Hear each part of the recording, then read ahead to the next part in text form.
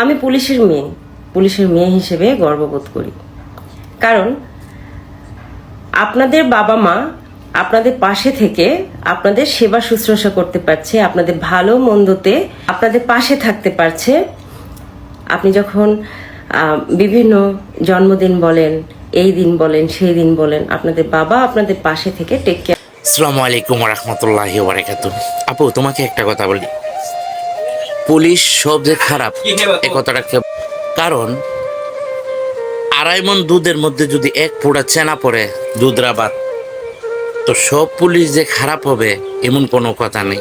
একটা পুলিশ খারাপ হইলেই 10টা পুলিশের নাম পড়ে। কেননা তোমরা নিজের চোখেই দেখা যে এই যে পুলিশ প্রশাসনের মধ্যে কতগুলো পুলিশের সুদ ঘুষ খাইছে, জনগণের অত্যাচার করছে, এই জন্য পুলিশের উপরে একটা ঘৃণা আইসা পড়ছে।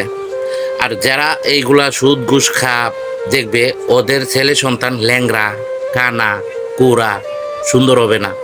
মাশাল্লাহ, তুমি তো অনেক সুন্দর, তো তোমার বাবা মনে হয় ঠিক মতো ডিউটি করছে, কোনো ঘুষ টুস খায় নাই।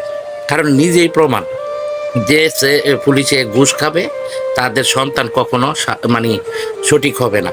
হাত পাও কানা কুনা ল্যাংরা ম্যাংরা এরকমই হয়, কারণ মানুষের হক মাইরা খাইলে এরকম হয়। তো আমি মনে করি যে পুলিশের দোষ বেশি না, একটা দোষই, ওরা সবসময় কম বেতনে কাজ করে, আবার ফ্যামিলি পালতে হয়। এই জন্য আমি কখনো পুলিশের ঘৃণা করি না। তো তুমি যে এতগুলা সামনে সবার সামনে যে পুলিশের মেয়ে বলছো, তাই তোমাকে স্যালুট। কারণ তুমি সত্যি কথা বলছো। কেন? যারা হক পথে চলে তারা সবসময় সত্যি কথাই বলবে। এই মুখটা আল্লাহ পবিত্র বানাইছে সত্য কথা বলার জন্য, তাই না? তা বলছি, তোমাকে বলি, আমি একটা গরুর মাঠ রাখছিলাম, ঠিক আছে? ওখানে আইনজীবী 4 জন আনছিলাম।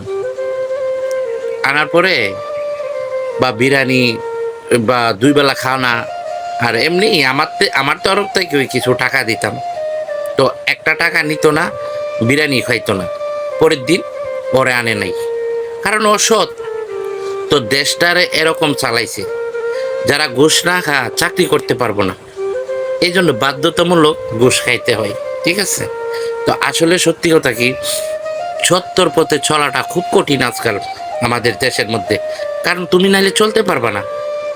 তোমার বাবা যদি ঘুষ না খায়, তাহলে তোমার বাবাকে চাকরিতে বরখাস্ত করে দিব, চাকরি থেকে দৌড়াই দিব। তো কি করবে?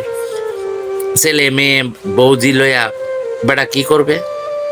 না এই যে দিন আই না দিন খাও, এভাবে চলতে পারবো? এই জন্য ঘুষ খাইতে হয়, বাধ্যতামূলক ঘুষ, বুঝছো? মাইন্ড করো না। তোমাকে কথা শুনে আমার অনেকটা ভালো লাগলো। আমার মনে হয় তুমি পুলিশের মেয়ে না, আর অনেক সুন্দর কথা বলছো। তোমাকে অসংখ্য ধন্যবাদ।